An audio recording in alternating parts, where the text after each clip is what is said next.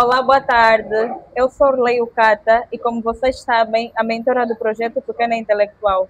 Hoje nós temos um convidado muito especial, tal como prometido à comunidade acadêmica, é o Dr. Guilherme. Mas eu vou deixar o doutor apresentar e garanto a todos vocês que será uma entrevista muito rica. Seja bem-vindo, doutor. Muito obrigado pela oportunidade que me dão de poder partilhar com vocês aquilo que eu puder partilhar, o que eu souber partilhar com vocês e puder passar alguma experiência da minha vida. Eu sou Guilherme Abel Batista. Nós é que agradecemos. Mas, afinal de contas, quem é o Dr. Guilherme? Olha, o Guilherme Batista é um cidadão do mundo, nascido em Angola, mas crescido fora deste país.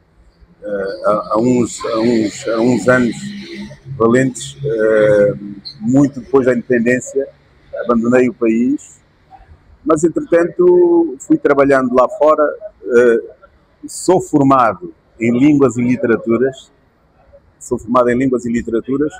portanto, após a minha formação fiquei a trabalhar em Portugal como professor, durante 36 anos, aproximadamente. Regresso a Angola, a convite de uma personalidade muito especial que eu admiro imenso e me colocou um desafio.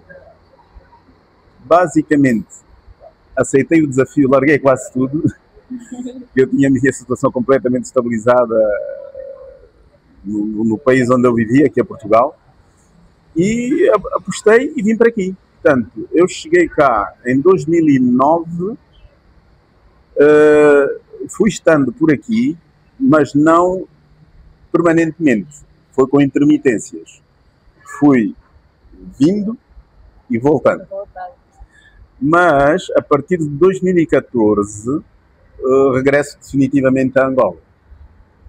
Portanto, comecei, inicialmente, quando fui convidado, foi para instalar um centro de formação na província da Huila, num município que se chama Jamba Mineira. Oh, interessante. Por acaso, o meu pai é da Huila, daí eu tenho aqui uma descendência de Huila. Ok. Portanto, e foi a minha experiência ligada ao ensino, até aí continuou a estar ligado ao ensino, uma vez que formação é ensino, e continuei esses pergaminhos.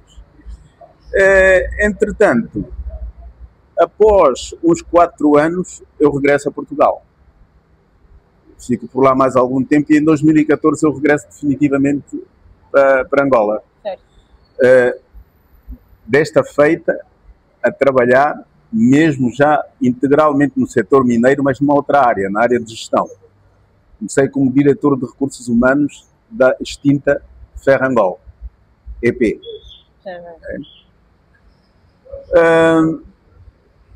Passados 3 anos, de 2014 a 2017, portanto, o governo pensou em criar um novo modelo de governação do setor mineiro.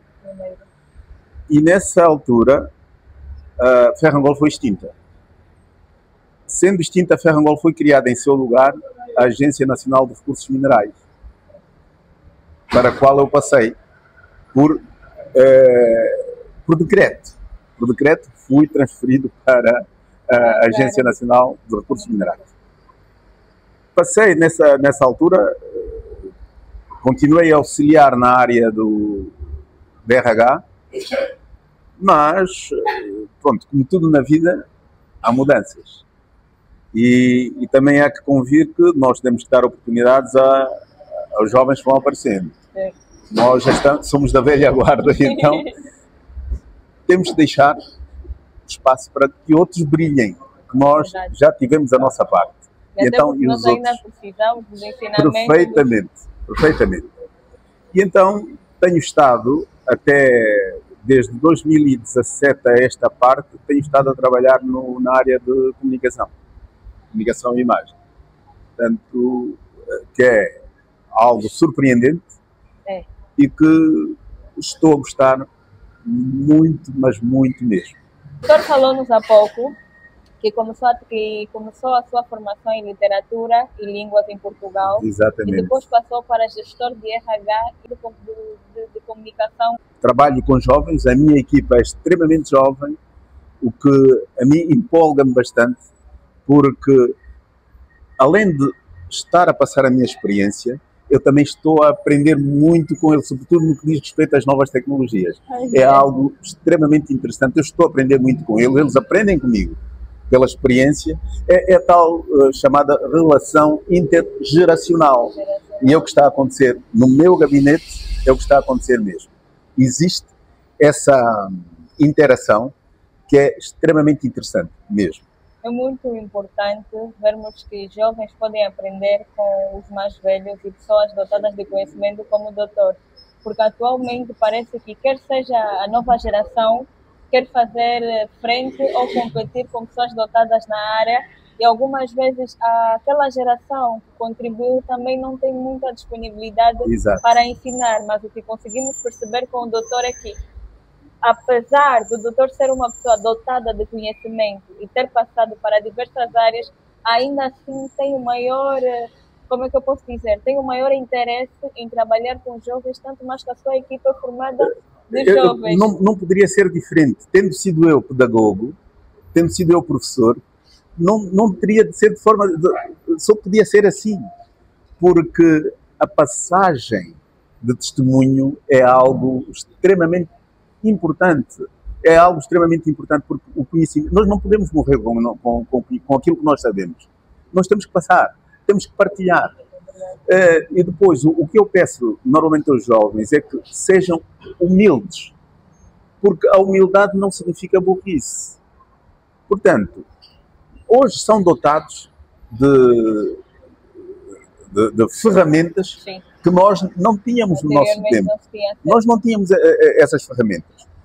Mas nós temos outras ferramentas que eles também não tiveram acesso. Portanto, aqui tem que haver mesmo uma troca, uma partilha de conhecimentos. E se houver abertura de parte a parte, eu acho que tudo correrá de feição. Não há dúvidas absolutamente nenhumas. E o mundo coloca-nos muitos desafios. E os desafios só podem ser vencidos se nós formos para esses desafios com mente completamente aberta e dispostos a novas aprendizagens e nós passarmos aquele nosso conhecimento também aos outros. Esse é o meu princípio de vida. É assim que eu sei viver, é assim que eu convivo com os jovens e por isso, eu na brincadeira costumo dizer, por isso é que eu não envelheço. Com o espírito juvenil também não tem como. Mas, doutor Guilherme, o doutor Guilherme consegue notar muita diferença na literatura angolana com a literatura portuguesa? Quais são as diferenças que nota? Bom, há algumas diferenças não muito acentuadas, porque, para já, a língua é comum. A língua é comum. E a maneira de escrever é muito parecida. Porque, parecendo que não, a nossa formação como angolanos foi dada pelos portugueses. Nós aprendemos com os portugueses. E, em termos de escrita, não se encontram muitas diferenças, embora nós possamos falar que, neste momento, há muitos escritores que utilizam muito o chamado calão, né? Utilizam o jargão e uma linguagem muito mais popular do que aquela que se utiliza na literatura em Portugal. Mas, em termos de estrutura como tal, não há diferenças praticamente nenhumas. Aliás, tanto mais que na semana passada o Prémio Camões, quem ganhou o Prémio Camões foi uma senhora... Ana Paula. Exatamente, que ganhou o Prémio Camões e eu fiquei extremamente satisfeito por ser angolana. Um Prémio Camões angolano, mais um, porque já tinha vencido o Pepe Tela, já tinham sido 2 angolanos a vencer, Pepe Tela e Luandino Vieira, os 2 já tinham vencido o Prémio Camões, então isso enche o meu ego, eu fico maravilhado com isso. Falando em escritores, já agora, quais seriam o top 3 ou 5 de escritores que o Dr. Guilherme mais aprecia? Quer seja da nossa literatura, a literatura portuguesa ou outra qualquer. Sim. Pronto, eu falando da literatura angolana, sem dúvida Pepe Tela. Pepe Tela. Depois, na literatura moçambicana, é o... Ai, meu Deus, agora... como é que... Não me ocorre agora o nome... Saramago? Que eu leio muito. Não, o Saramago é português. Ah, é português. Não, é moçambicano, estou a falar do moçambicano. É o Miyakoto. Sim, Miyakoto. o Miyakoto. Miyakoto. No Brasil, Jorge Amado, sem dúvida. Depois, nos escritores anglófonos, pronto, eu sou um bocadinho suspeito, porque aqui eu tenho muitos, mas eu iria... O autor do Código da Vinci, agora, Dan Brown. Dan Brown é o meu top. Depois, em termos de poesia, em Angola, gosto muito do meu falecido amigo, um grande senhor, que é aquele que escreve Meu Amor da Rua 11. Ai, meu Deus. Agora também não consigo lembrar. Agora não me ocorre o nome, mas é o autor do Meu Amor da Rua 11, em termos de poesia. Eu já me ia de lembrar do nome. E depois é assim, eu leio de tudo um pouco. Gosto de ler muito. Eu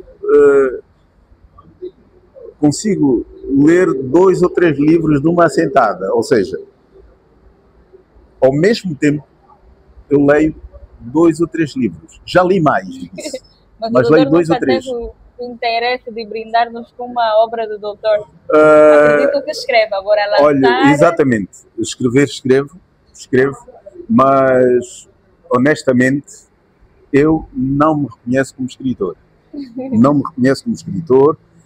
Eu faço crónicas, isso sim. Crónicas do dia a dia, mas isso são crónicas. Não me vou aventurar num romance ou coisa que o valha. Já fui desafiado por algumas pessoas para publicar as coisas que eu tenho, porque cada um de nós é escritor. Eu estive num evento no fim de semana passado, que foi uma organização nova de jovens que estão, a propósito da comemoração dos 50 anos da independência, eles estão a homenagear 50 escritores angolanos. Então eu estive na homenagem da 40ª autora angolana, que por sinal é minha amiga, e eu acho que são iniciativas que mexem com a cultura, mexem com a literatura, e era o que eu dizia naquele momento. Iniciativas como essas devem ser acarinhadas e abraçadas a todo o tempo, porque enaltecem o real valor que as pessoas têm. Nós não podemos simplesmente estar a falar daqueles escritores que já têm nome. Também vamos pensar nos anónimos, que estão engavetados e que ainda não se abriram para o mundo. E é necessário que eles também se abram e tenham uma oportunidade para mostrarem aquilo que realmente sabem fazer. Porque há muita coisa aí para ser feita. A verdade, a finalidade desse projeto Pequena Intelectual é de buscar pessoas que não só já operam, mas aqueles que têm talento, mas algumas vezes por falta de oportunidade ou por serem tímidos não conseguem expor. Perfeitamente. Há um grupo que eu participei em uma rúbrica, que são os simétricos. Eles são estudantes finalistas da Universidade Agostinho Neto, 2 da Faculdade de Economia e 1 da Faculdade de Engenharia. E eles criaram um grupo nessa vertente também. Eles abordam sobre temas muito interessantes. E tem um deles que é o Telmo Pires, ou seja, o Telmo Pires, o Bruder Torres e o Tutor da Silva, amantes de leitura, doutor, que é uma coisa fantástica. E são de meios assim que acabam por agregar valores e valorizamos a importância daqueles que já fizeram, claro, e que têm maior desejo de nos ensinar e nós de aprender com eles. E nós tínhamos um hábito em Portugal, nós tínhamos umas chamadas, enquanto estudante, tínhamos as chamadas tertúlias. E o que é que eram as tertúlias? Eram reuniões, sobretudo aquilo era ao final da... Ao final da... Vou pedir para ela cortar e recomeçar. Pode?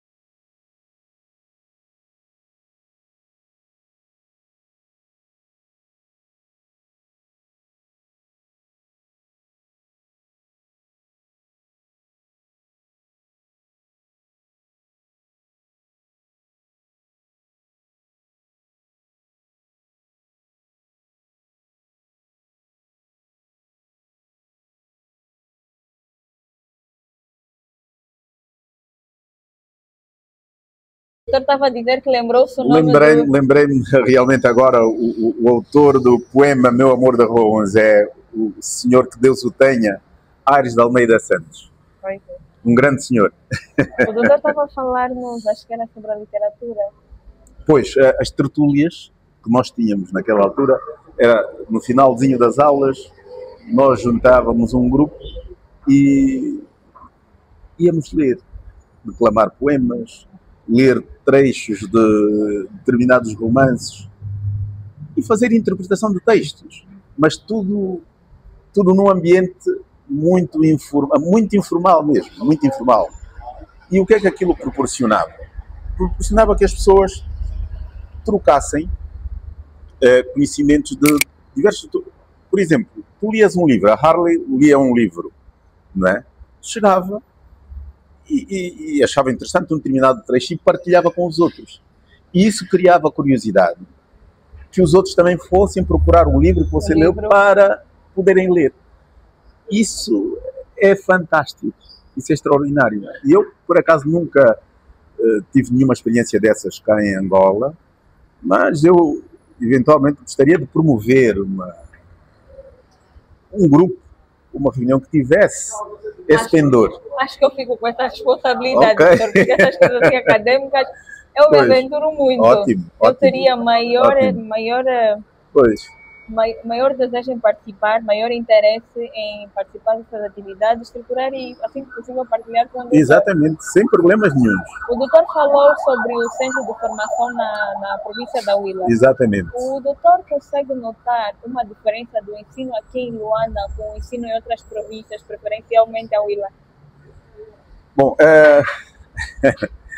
aí torna-se um pouco difícil eu pronunciar-me, porque na realidade, quando eu estive envolvido nesse projeto da instalação do centro de formação, nós trabalhávamos num centro de formação vocacionado para a formação profissional de pessoas que iriam trabalhar em ambiente de mina. Eram pessoas que iriam trabalhar numa mina, que era as minas de Cassinga. Portanto, e eu agora, em termos do ensino formal aqui, o que eu eventualmente poderei dizer é que tive cá o meu filho mais novo esteve cá a viver comigo 2 anos e tive uma certa experiência, porque como pai eu tinha que participar em reuniões, mas honestamente o ensino em Angola não me convence. Não me convence de todo. Mas isso mesmo. Por conta do conteúdo programático ou o interesse dos estudantes? Não, pronto, aquilo é uma junção de várias situações. As próprias condições das escolas que não permitem que os alunos possam ter aquisições das aprendizagens de uma forma sistémica, e depois é a própria formação dos professores, que é bastante débil. Eu não tenho medo nenhum de dizer isso, porque felizmente eu tenho estado a ter contato com alguns trabalhos de alguns estudantes que me pedem para fazer correções dos seus trabalhos científicos ou isso, mas muitos deles eu recuso-me a fazê-lo, porque aquilo seria um trabalho hercúleo, porque eu tinha que fazer aquilo do início quase. Não vês um fio condutor no trabalho que eles apresentam. E mesmo a nível ortográfico, é algo que deixa a pessoa... Não aceitável. Não é hipótese. Mas isso não é só a nível dos estudantes, mesmo a nível do nosso jornalismo. Nós ouvimos, é uma aberração. Muitas vezes, eu recuso-me a ouvir notícias, porque eu às vezes coloco em questão se sou eu que estou errado ou se é a pessoa que está a falar que está errada. Ou talvez o doutor está demais. De tanto ouvir, repetir o mesmo erro. Por falar nisso, eu estive há pouco tempo e tenho participado em algumas oficinas de aperfeiçoamento, quer da escrita, quer da oratória e tudo mais. E recentemente fui preletor numa dessas ações em que eu falava da concordância gramatical. E nós temos um problema muito sério no que diz respeito à concordância. As pessoas não concordam, não fazem concordância em número, não fazem concordância em... É uma aberração. É uma aberração completa. E então, há muito trabalho a ser feito. Vontade existe. Mas as pessoas têm que ser esforçadas, têm que ser empenhadas, dedicadas e estarem abertas à correção. Quando alguém aparece a dizer, não é assim que se deve dizer, mas assim, não é a pessoa querer se colocar num pedestal acima, não é isso. Usando a arrogância como um mecanismo de defesa. Não, exatamente. Acho que foi o que o doutor disse desde o princípio, a humildade para aprender e poder ensinar. Tudo. A humildade é em quem aprende, em quem é liderado e em quem lidera. Portanto, todos nós temos que ser humildes. Humildes para aprender e humildes no ensinar, no transmitir. Portanto, esse é o foco. porque sendo humildes nós resolvemos e ultrapassamos todo tipo de problema. Doutor, ainda na cena dos erros ortográficos, qual a apreciação o doutor faz sobre os nossos jovens licenciados, mas que acarretam inúmeros erros ortográficos? Olha, honestamente, o que eu digo, tudo, a correção disso tudo, ou seja, o conserto disso tudo, está na base.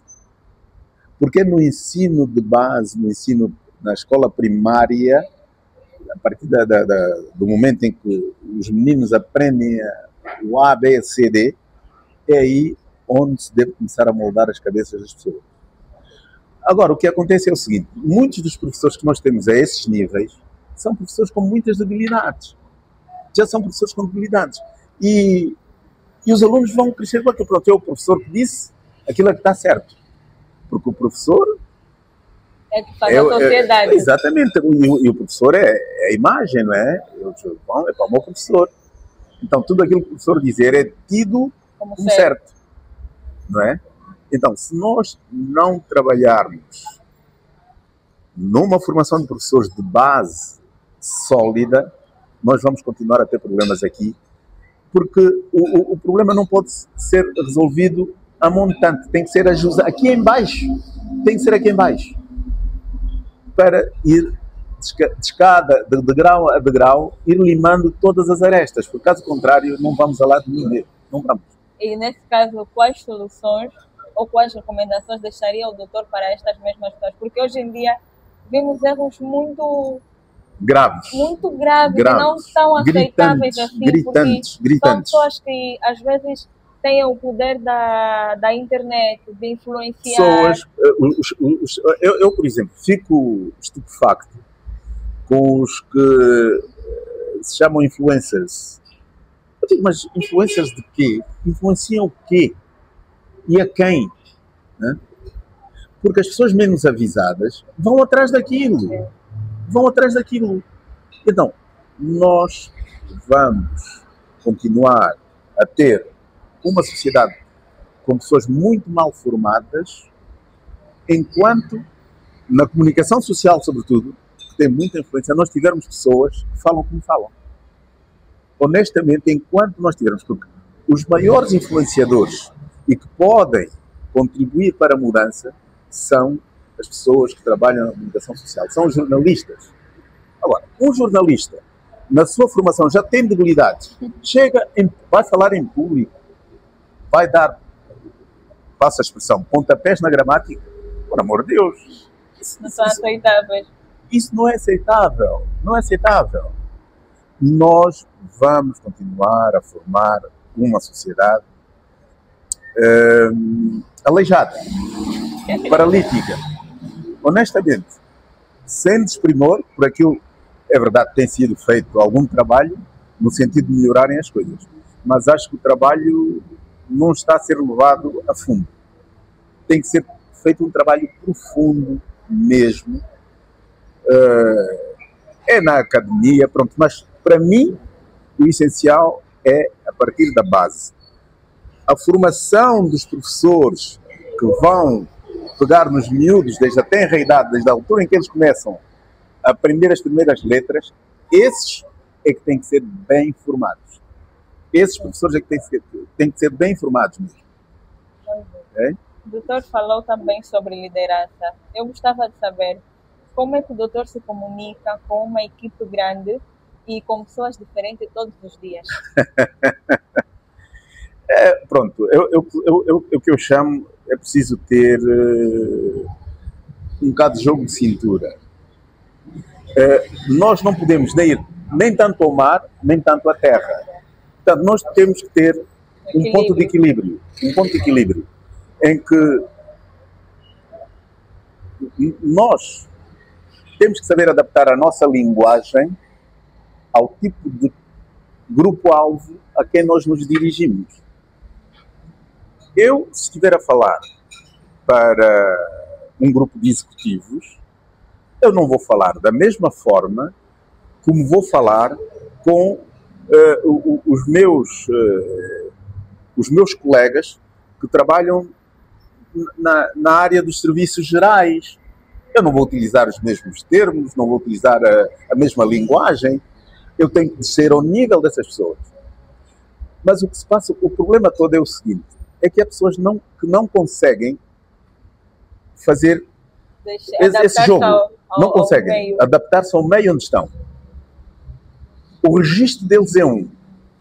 E pensam que aquele registro tem que ser em todo o sítio, a toda a hora. Mas não é. Isso não existe, porque assim não se comunica. Eu já tive situações do género. Eu dou uma determinada orientação. Então, compreendeu? Ah, sim. No final, o resultado que me trazem não teve nada a ver com aquilo que eu solicitei. E de quem é a culpa? A culpa é minha. Eu é que não comuniquei em conformidade. Até porque a comunicação não passa a ser aquilo que nós falamos, mas tem aquilo que o outro entende. Exatamente. É precisamente isso. Para ser comunicação, o outro tem que perceber. Porque senão é uma linguagem de surdos. Ele não está a descodificar a mensagem. Perfeitamente. Precisamos de um receptor, uma mensagem, um código e o conteúdo. Pois. Enquanto isso não existir, não há comunicação. Tanto as pessoas e sobretudo os líderes, porque honestamente vou dizer, em muitas organizações em Angola nós não temos líderes, temos chefes, que são coisas completamente diferentes. Liderança é uma coisa. Um líder tem que ser capaz de olhar para o seu liderado em caso de ter cometido algum erro e ser capaz de dizer, não, ele não errou sozinho. Será que eu fiz bem o meu trabalho? Eu passei bem os ensinamentos que eu devia passar? Se ele errou, a culpa não é unicamente dele. Portanto, o líder tem que estar atento. Porque o chefe manda, o líder orienta. Orienta pelo exemplo. O líder orienta pelo exemplo. O chefe manda. E o líder acompanha a orientação. Faz o chamado follow-up. Faz o follow-up. Ele tem que ver qual é o caminho que ele está a seguir. Isso é o mesmo que tu mandares uma criança, olha, vai à loja comprar pão. Tu não lhe mostraste o caminho para ir à loja. O que é que vai acontecer? Vai se perder. A primeira vez, o que é que tu vais fazer? Vais pegá-lo na mão, olha, a loja é aqui, a próxima vez já consegues vir sozinho, o trajeto é este. Então, sim. Isto é que é liderar. E quando o liderado estiver em apuros, estiver numa situação difícil, vai dizer, o chefe diz assim, pá, arranja-te como quiseres. O líder não, o líder chega. Vamos encontrar uma solução juntos. O chefe trabalha individualmente. O líder trabalha em equipa. Porque um líder bem-sucedido tem uma equipa ganhadora. Um líder que quer ser bem-sucedido tem que... Como é que o doutor consegue manter-se calmo, confiante, quando precisa falar em público ou para uma empresa, ou dentro da empresa? É assim, são os anos de experiência. São os anos de experiência e o que me deu esta vontade de lidar e de falar em público sem qualquer tipo de medo ou frio na barriga foi o facto de ter sido professor durante muitos anos. Isso deu-me um substrato enorme. Deu-me um substrato enorme. E então eu hoje falo para qualquer tipo de público e tenho tido essas experiências. Falo para muita gente mesmo. Para muita gente, sem ter aquele receio, agora como é que eu começo e tal. É verdade que eu vou bem preparado, não é? Eu preparo. Eu não vou para lá falar às escuras, não é? Também não vou colado ao papel. Vou colado ao papel quando é para ler um discurso de alguém. Porque se for meu discurso, eu falo de improviso, normalmente. Tenho a pauta aqui dentro da cabeça. Anos. E vou fazendo agora. Se for para ler o discurso, porque eu preparo discursos para alguns líderes, não é?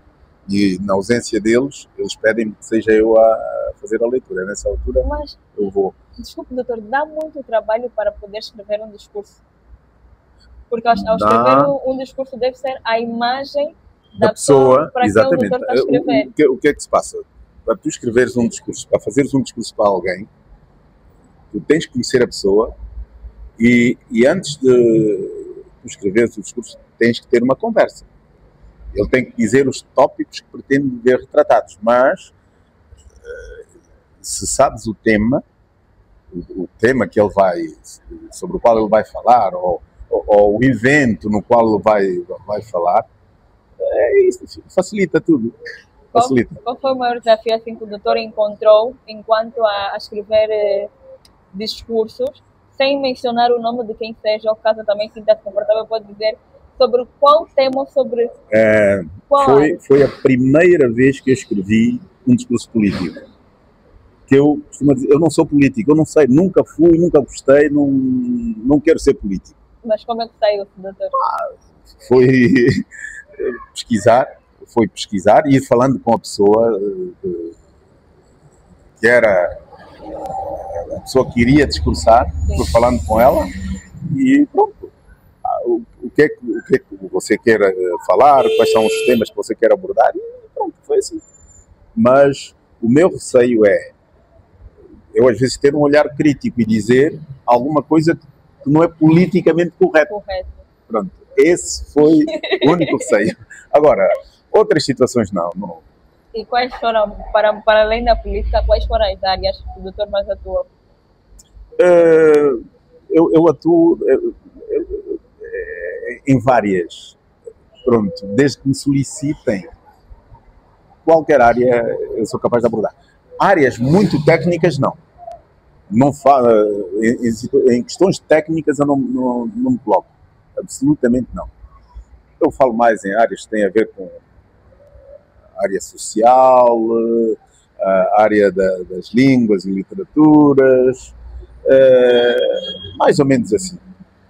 Agora, áreas técnicas, não. Por exemplo, neste momento eu estou a trabalhar na área da mineração, eu não posso arrogar o direito de estar a falar sobre geologia ou coisa que o valha, não é isso? Não, é um meio completamente diferente, porque eles utilizam terminologia que é só deles. Eu não posso fazer isso. Okay? A criação do projeto Pequena Intelectual, para mim, foi porque eu sempre tive interesse de me comunicar. Pois. Eu sempre gostei de me comunicar em áreas variadas. Exato. Independentemente de qual fosse o assunto, eu lá estava lá para me comunicar. Então, feito sair do médio, qual vai ser o curso que eu vou fazer? Pois. Porque eu tenho interesse em muitas coisas, mas depois foi unindo o interesse sobre várias áreas que me fez chegar até a criação do projeto Pequena Intelectual. Exatamente. O doutor também falou um pouco sobre o seu trajeto enquanto gestor de recursos humanos. Pois. É muito interessante. Bom, só de referir que antes de ser gestor de recursos humanos, eu fui gestor de um site, como é que eu ia dizer? De um projeto, neste caso, o projeto mineiro de Cacinga. Eu, na altura em que reabriu, eu é que estive a liderar aquele projeto. Portanto, eu aí fazia todo e mais algum trabalho. Todo, desde trabalho administrativo, trabalho de RH, tudo e mais alguma coisa. E depois foi quando entrei, comecei como um chefe de departamento de recursos humanos, até chegar a diretor. Portanto, e foi uma experiência interessante. Eu não tenho formação na área, mas tive que estudar. Tive que estudar mesmo. A determinada altura, os programas que se utilizam do RH, de gestão de RH, eu dominava aquilo. O Primavera, aquilo era de trás para frente. Era. Mas tive que dedicar-me mesmo a fundo para poder ter alguma vontade em trabalhar nisso.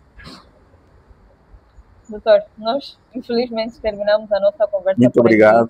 Muito Foi obrigado. muito rica essa conversa e agradecemos imenso pela partilha de conhecimento. Ótimo. Já há algum tempo. Só espero que valha para alguma coisa. Com Que certeza, vá doutor. tocar alguns jovens e que sirva de exemplo, porque, tal como disse no início, eu não quero morrer com aquilo que eu sei. Eu quero partilhar. É o que eu sei fazer e é o que eu quero continuar a fazer. Muito bom. Okay? E nós, enquanto estudantes e membros da comunidade acadêmica, nós agradecemos muito, porque é bom encontrar alguém que, para além de gostar de ensinar, sabe ensinar. Muito obrigado. E essa conversa, com certeza, que passa a ser uma aula. Muito obrigado mesmo. Eu é que agradeço, doutor. Obrigadíssimo. Seja.